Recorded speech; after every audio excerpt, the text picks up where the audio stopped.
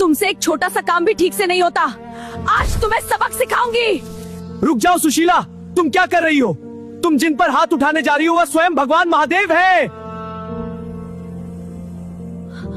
आखिर भगवान शिव एक साधारण नौकर बनकर विद्यापति के घर क्यों रह रहे थे? इस रहस्य को समझने के लिए हमें समय में थोड़ा पीछे जाना होगा। ये कहानी है 14वीं शताब्दी के मिथिला की। वहाँ महाकवि विद्यापति नाम के एक महान शिव भक्त रहते थे।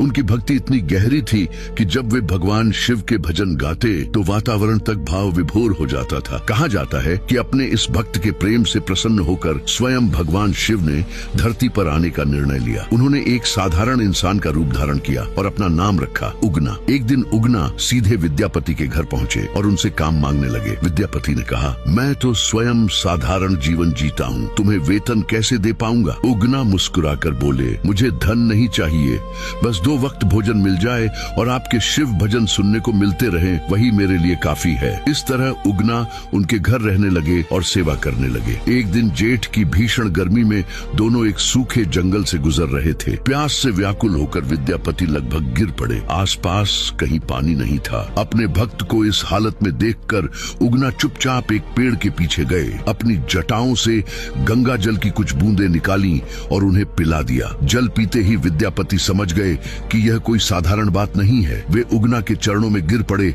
और पूछने लगे, सच बताइए, आप कौन हैं? तब महादेव अपने दिव्य रूप में प्रकट हुए। विद्यापति भाव विह्वल हो गए, लेकिन महादेव ने उनसे कहा, मैं तुम्हारे साथ रहूंगा, लेकिन एक शर्त है, जब तक तुम मेरी पहचान किसी को नहीं बताओगे तभी तक मैं यहाँ रहूंगा। विद्यापति ने यह वचन स्वीकार कर लिया, लेकिन एक दिन उनकी पत्नी ने उगना को किसी काम में गलती करते देख गुस्से में जलती लकड़ी उठा ली। ये देखकर विद्यापति से रहा नहीं गया और वे चिल्ला उठे, रुक जाओ, ये कोई साधारण नौकर नहीं, ये स्वयं भगवान शिव हैं। बस उसी क्षण शर्त टूट गई। अगले ही पल उगना वहाँ से अंतर्ध्यान हो गए। विद्यापति व्याकुल होकर उन्हें पुकारते रहे, उगना रे।